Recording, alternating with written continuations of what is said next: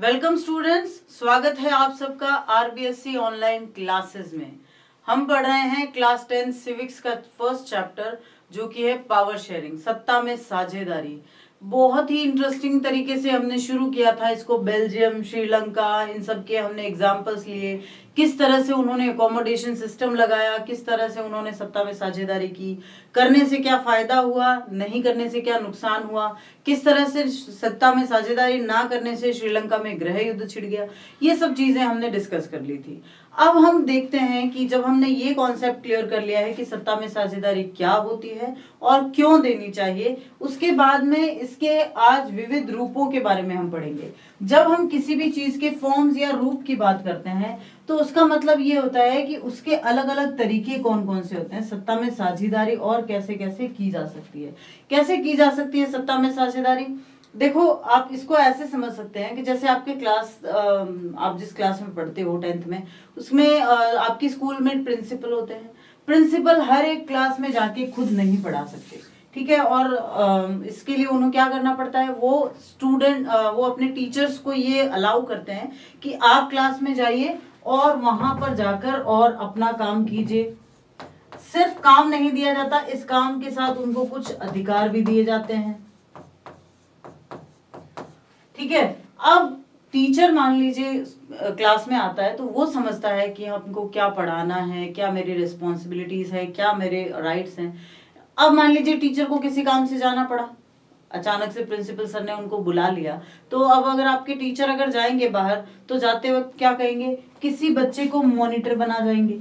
तो यानी कि प्रिंसिपल से टीचर और टीचर से मॉनिटर तक का ये सफर क्या है, ये ही तो है सत्ता में साझेदारी। प्रिंसिपल ने टीचर्स को कहा कि आप अपना काम कीजिए, लीजिए, ये आपको अधिकार है कि आप क्लास में अपने हिसाब से पढ़ा सकते हैं। अगर बच्चा बदमाशी करे तो पनिशमेंट दे सकते हैं, आपको क्लास में डिसिप्लिन जो है वो फॉलो करवाना है। ये काम और अधिकार प्रिंसिपल ने टीचर को दिए, टीचर जाते टाइम ये काम मॉनिटर को दे गया और फिर उसके बाद वो काम चलता रहा। तो ठीक इसी तरह सत्ता में भी साझेदारी होती है। और इस साझेदारी के रूप कौन कौन से हैं? अब ये जो हमने देखा ये तो एक वर्टिकल इसका फॉर्मूला है। इसके अलावा भी और कई तरीके से सत्ता में साझेदारी होती है। वो कैसे होती है वो हम आज पढ़ेंगे। लेकिन उससे पहले हमारा एक कॉन्सेप्ट जरूरी है ये जानना कि ये जो साझेदारी है, ये सत्ता की जो साझेदारी है, ये क्यों की जानी चाहिए, इसका रीजन क्या है, क्यों हम अपनी सत्ता को, अपने अधिकार को दूसरों के साथ बांटे बंटवारा करें। तो इसका रीजन सबसे पहला दिया जा सकता है कार्यकुशलता। अगर एक व्यक्ति सारे ही काम खुद करने की कोशिश करेगा तो वो इतने आसानी से, इतनी कुशलता से वो काम नहीं कर पाएगा। लेकिन वही काम अगर मिलजुल के किया जाएगा तो बहुत इजीली वो काम हो जाएगा। इसका अगला एक और रीजन है, उससे क्या होता है, उससे जनता में, या हम कह सकते हैं जनता का सहयोग, अगर वो निचले स्तर तक कार्य स्प्रेड आउट किया जाता है तो जनता भी उसको अपने आप को उसमें पार्टिसिपेटरी मान लेती है। तो ऐसे में जनता का भी सहयोग मिलता है। तो ये दो चीजें ऐसी है जिससे पावर शेयरिंग जो है वो इम्पोर्टेंट फैक्टर बन के हमारे सामने आती है। अब देखते हैं कि इसके और क्या क्या रूप है जिनको हम समझ सकते हैं सत्ता में साझेदारी को। सबसे पहला, शासन के विभिन्न अंगों में बंटवारा। इसको हम कह सकते हैं horizontal power sharing in government organs. जो गवर्नमेंट के अंग होते हैं उनमें हॉरिजॉन्टल का मतलब क्या होता है? देखिए, हम सब जानते हैं कि ये दो दिशाएं होती है, हॉरिजॉन्टल एंड वर्टिकल। हॉरिजॉन्टल का मतलब बराबर का, और वर्टिकल यानी ऊपर से नीचे, ठीक है। तो हॉरिजॉन्टल या जिसको हम क्षैतिजीय भी कह सकते हैं, ये क्षैतिजिक बंटवारा कैसे होता है? क्षैतिजिक, ये क्षैतिजिक बंटवारा कैसे होगा? देखिए, जैसे भारत में है शासन के अंग, शासन के अंगों को क्या किया गया है, उनको बांट दिया गया है। कैसे बांटा गया है? सबसे पहले बनाई गई है व्यवस्थापिका,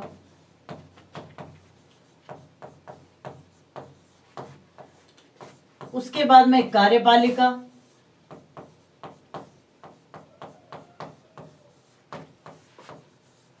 और फिर न्यायपालिका।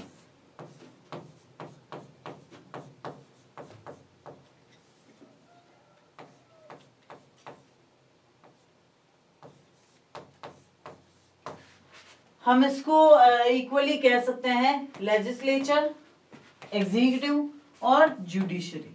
ठीक है, लेजिस्लेचर, एग्जीक्यूटिव और जुडिशरी। तो ये क्या है, आप ये कह सकते हो कि कार्यपालिका किसी भी एंगल से व्यवस्थापिका से कम है, या न्यायपालिका जो है वो बाकी दोनों से कम है, या कार्यपालिका सबसे बड़ी है और व्यवस्थापिका कम है। ऐसा कुछ नहीं कहा जा सकता। ये तीनों अंग एक दूसरे के इक्वल होते हैं, एक दूसरे के बराबर होते हैं, और इन तीनों अंगों के बिना काम भी नहीं चलता। और ऐसे में ना सिर्फ व्यवस्थाओं का बंटवारा किया गया है, ना सिर्फ कार्यों का बंटवारा किया गया है, बल्कि शक्तियों को भी बांट दिया गया ताकि काम करने में आसानी हो जाए। अब व्यवस्थापिका को ये शक्ति है कि वो किसी भी देश में कानून का निर्माण करे। जैसे हमारे देश का ही हम एग्जाम्पल ले लेते हैं, कानून निर्माण का कार्य जो है वो किसके द्वारा किया जाता है, वो व्यवस्थापिका के द्वारा किया जाता है। एग्जीक्यूटिव या कार्यपालिका क्या करती है, एग्जीक्यूटिव या कार्यपालिका उस कानून को लागू करती है। कैसे उस कानून के आधार पर उस देश में शासन किया जाना है, कैसे उस देश के एडमिनिस्ट्रेशन को रन करना है, this is defined by the executive itself. Then we go to the judiciary. Judiciary क्या करेगी, जुडिशरी दोनों काम करेगी। एक तो ये देखेगी कि कानून निर्माण सही से हुआ है कि नहीं हुआ है, फिर ये देखेगी कि लागू सही से किया गया है नहीं किया गया है, और फिर उन कानूनों के आधार पर न्याय किया जाना, ये जुडिशरी का काम होता है। तो अब आप समझ सकते हैं कि इन तीनों के अलग अलग काम हैं, अलग अलग शक्तियां हैं, अलग अलग इनके परफॉर्मेंसेस है, और उन्हीं के आधार पर अलग अलग इनको रिस्पॉन्सिबिलिटीज दी गई है। लेकिन कहीं भी कोई भी अंग, कोई भी ऑर्गन एक दूसरे से कम नहीं है, वो all the three are equal to them. तो इस तरह के बंटवारे को, सत्ता की साझेदारी को हम कहते हैं हॉरिजॉन्टल या क्षैतिजिक बंटवारा। ठीक है, क्योंकि ये बराबर के अंगों में दिया गया है, ना कोई अंग एक दूसरे से छोटा है, ना कोई अंग एक दूसरे से बड़ा है। इसके बाद में विभिन्न स्तरों में बंटवारा, ये क्या है, ये तो क्षैतिजिक है। अभी हम जो बात करेंगे वो होगा वर्टिकल। वर्टिकल या जिसको ऊर्ध्वाकार भी कह सकते हैं। ऊर्ध्व जो बंटवारा होता है वो ऊपर से नीचे की तरफ चलता है हमेशा, यानी ऊपरी सत्ता अपनी शक्तियों का हस्तांतरण निचली सत्ता को सिर्फ इसलिए कर देती है ताकि काम करने में आसानी हो। समझ रहे हैं आप मेरी बात? जैसे भारत में केंद्र सरकार होती है, फिर राज्य सरकार, फिर जिलों में, फिर गाँव में। तो इस तरह से ऊपरी सत्ता जो होती है, सबसे हाईएस्ट जो पावर होती है, वो अपनी पावर को डिवाइड करके और अपनी पावर ट्रांसफर करते जाते हैं वो नीचे की सरकारों में। और ये पावर का ट्रांसफर उस हाईएस्ट गवर्नमेंट द्वारा नहीं होता, उस लेवल द्वारा नहीं होता। ये पावर का ट्रांसफर जो है वो हमारे कॉन्स्टिट्यूशन ने किया है, हमारे संविधान ने किया है। जहां संविधान नहीं लिखा हुआ जैसे ब्रिटेन है, तो वहां पर ये पावर का जो बंटवारा है, ये जो डिवाइडेशन है, ये डिवाइडेशन ट्रेडिशंस के माध्यम से हो गया है। ये डिवाइडेशन जो है वो परंपराओं के माध्यम से होता चला गया है। तो इसको समझें ऐसे, विभिन्न स्तरों की जहां बात की जाए, the power sharing in different level, ठीक है ना। ये तो जो है वो ऑर्गेन्स में डिवाइडेशन किया गया है पावर को, या उसको शेयर किया गया है। यहाँ डिफरेंट लेवल पर पावर को शेयर किया गया है। अब वो कैसे हो सकता है, देखिए जैसे सबसे पहले होती है केंद्र सरकार, जैसे भारत में है केंद्र सरकार के नीचे भारत को जो है राज्यों में विभाजित किया गया है, और तो राज्यों में होगी राज्य सरकार।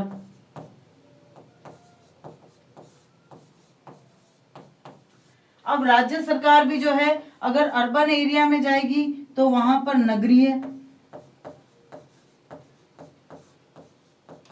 सरकारें, और अगर रूरल एरिया में जाएंगे तो वहां पर भी ग्राम पंचायतें।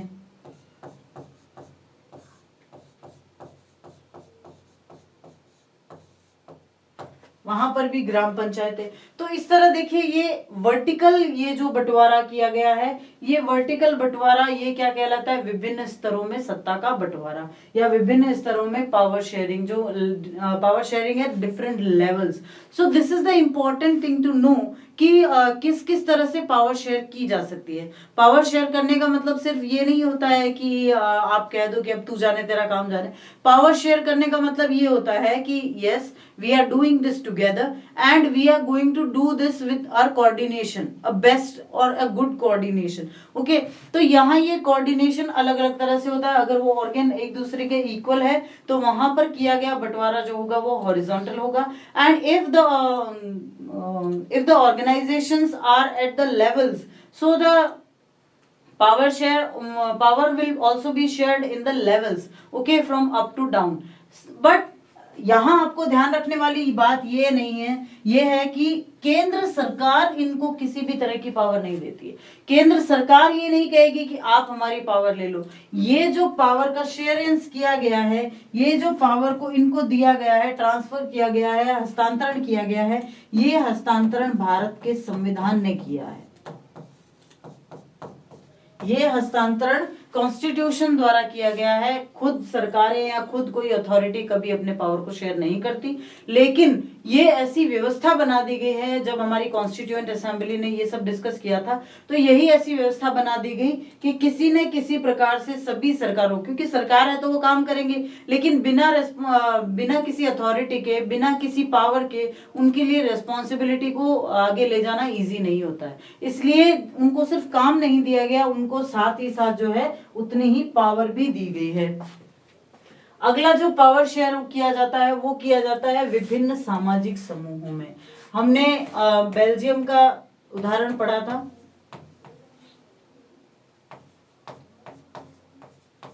बेल्जियम के उदाहरण से बिल्कुल स्पष्ट है कि किस प्रकार से अलग अलग सामाजिक समूह होते हैं और उन समूहों में किस प्रकार से सत्ता का बंटवारा आराम से किया जा सकता है। बहुत ही शानदार तरीके से जो अकोमोडेशन सिस्टम बेल्जियम गवर्नमेंट ने लागू किया, वो अकोमोडेशन सिस्टम के माध्यम से बेल्जियम में जो गवर्नमेंट बनी उसमें बहुत अच्छी तरीके से सारा पावर शेयर किया गया। बेल्जियम में जो थे वो नृजातीय समूह थे। देखिए, नृजातीय समूह जो होते हैं वो कई बार अपनी भाषा के आधार पर भी बनते हैं। जैसा कि बेल्जियम ने हमने पढ़ा कि जर्मन भाषी अलग थे, फ्रेंच लैंग्वेज बोलने वाले और डचीज, तो ये सब लिंग्विस्टिक्स आधार पर। भारत जैसा बड़ा देश जो है, जहां भी यहाँ भी कई सारे राज्यों का निर्माण जो है बोली के आधार पर, भाषा के आधार पर हुआ है। तमिलनाडु में तमिल बोली जाएगी, कन्नड़ बोली जाती है, या फिर कहीं मलयालम बोली जाती है। तो उनके आधार पर राज्यों में राज्यों का सीमांकन किया गया है। मराठी बोली जाती है तो महाराष्ट्र बनाया गया, गुजराती गुजरात बनाया गया, पंजाबी तो वहाँ पंजाब बनाया गया, हरियाणवी थोड़ी अलग है पंजाबी से। तो ये जो डायलेक्ट्स हैं इनकी वजह से भी कई बार राज्यों का निर्धारण किया जाता है। लेकिन इससे सिर्फ वो बंटवारा नहीं होता, बल्कि किस तरह से उस राज्य में उस पावर को शेयर किया जाए, किस प्रोपोर्शन से, कि कौन सा एक प्रोपोर्शन कितना है। देखिए, प्रोपोर्शन का मतलब है कौन सा हिस्सा किसको दिया जाए, ठीक है ना। ये इस तरह से हिस्सा देने को हम जातीय समूह में बांटना कह सकते हैं। क्या जरूरी है कि जो इस समूह को दिया गया है हिस्सा, तो इस समूह में दूसरे समूह वाले कोई लोग नहीं रहते हैं, लेकिन उनको उसी के अकॉर्डिंग परसेंटेज के हिसाब से, प्रतिशत के हिसाब से जब हिस्सा दिया जाता है तो वो कहलाता है विभिन्न सामाजिक समूहों में बंटवारा। अब ये जो होते हैं वो नृजातीय समूह होते हैं। नृजातीय समूह कई बार भाषा के आधार पर बनते हैं, कई बार शारीरिक बनावट के आधार पर बनते हैं,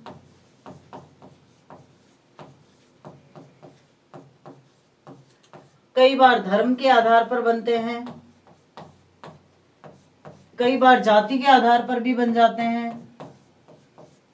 तो इस प्रकार जो नृजातीय समूहों की बनावट होती है उनको ध्यान में रखना होता है, और उनके आधार पर जब पावर को शेयर किया जाए तो वो बेल्जियम जैसा मॉडल बन जाता है। अब इसी के विपरीत हमने पढ़ा था कि किस प्रकार श्रीलंका में जब पावर शेयर नहीं किया गया तो वहां पर गृह युद्ध की स्थिति उत्पन्न हो गई थी। किस प्रकार से वहां पर मारकाट मची और गृह युद्ध की स्थिति उत्पन्न हो गई थी सिंहलियों और तमिल्स के बीच में। Liberation tigers of Tamil Eelam जैसा एक बड़ा गुट बना, बहुत मारकाट मची। तो ये सब तब की होता है जबकि पावर शेयर नहीं किया जाता है। अगर इजीली पावर शेयर किया जाता है, जैसा हमने लेबनान में पढ़ा, लेबनान में क्या किया गया, जो कैथोलिक्स थे उनकी तरफ से प्रेसिडेंट बना दिए गए और सुन्नी मुसलमानों की तरफ से प्रधानमंत्री बना दिए गए। तो इस तरह से एक दूसरे के साथ कोऑर्डिनेशन करके, एक दूसरे की कॉन्सेंट लेके, सहमति लेके जब पावर को शेयर किया जाता है तो वो हमेशा ही एक सक्सेसफुल डिवाइस का काम करती है। नेक्स्ट है दबाव समूह और अन्य। देखो दबाव समूह क्या होते हैं, प्रेशर ग्रुप्स जो होते हैं वो भी एक बहुत इंपॉर्टेंट रोल अदा करते हैं।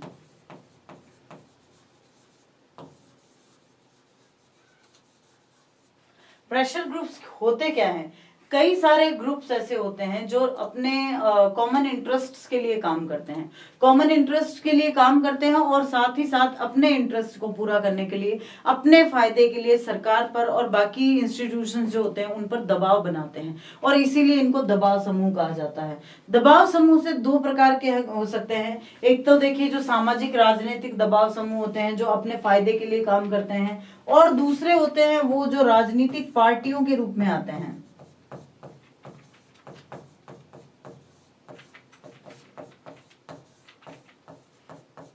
राजनीतिक पार्टियों के रूप में आते हैं और फिर सत्ता में अपनी भागीदारी निभाते हैं।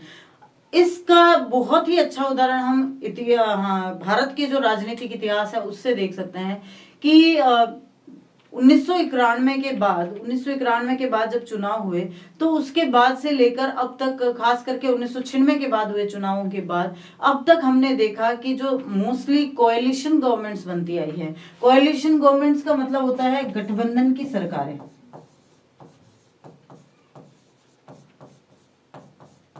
गठबंधन की सरकार, गठबंधन क्या होता है, देखिए कॉमन इंटरेस्ट के आधार पर जब आप किसी से कोई समझौता करते हो तो उसको गठबंधन कहा जाता है। तो उस गठबंधन की जब सरकार बनती है तो क्या होता है, पहले ही उनमें डिसाइड हो जाता है कि प्रधानमंत्री ये बनेंगे, इस दल को इतनी सीटें दे दी जाएगी, इस दल को जो है इतने मंत्री पद दिए जाएंगे, इस दल का ये स्थान रहेगा। तो इस तरह की सरकारें, वो भी पावर शेयरिंग का ही उदाहरण है। गठबंधन की जो सरकार है उसके लिए भारत के राजनीतिक इतिहास को अगर देखा जाए तो बहुत अच्छे से समझा जा सकता है, क्योंकि हमने काफी सालों तक गठबंधन की सरकारों के अंडर ही जो है अपना जीवन यापन किया है। हमने देखा है उनको, हमने उनकी नीतियों को समझा है। तो इस प्रकार से पावर शेयरिंग के अलग अलग स्तर होते हैं, अलग अलग तरीके होते हैं। कहीं ये सामाजिक रूप से की जाती है तो कहीं ये राजनीतिक रूप से, कहीं ये शासन के लिए की जाती है तो कहीं अपने हितों को पूरा करने के लिए, और कहीं कहीं लोगों में पावर शेयर ना करके उनको दबाने की कोशिश की जाती है तो फिर श्रीलंका जैसे हालात पैदा हो जाते हैं। इसी के साथ ये चैप्टर यहीं खत्म होता है। बहुत छोटा सा बट बहुत इंटरेस्टिंग चैप्टर था ये। होप कि आपने अच्छे से समझ लिया होगा। बेल्जियम और श्रीलंका के जो एकोमोडेशंस थे वो बहुत इंपॉर्टेंट है समझने। अगर आपने नहीं देखा है तो जाइए एक बार पहले वो वीडियो जरूर देखिए। जल्दी ही मिलते हैं अगले वीडियो में क्वेश्चन आंसर्स के साथ। तब तक के लिए थैंक यू।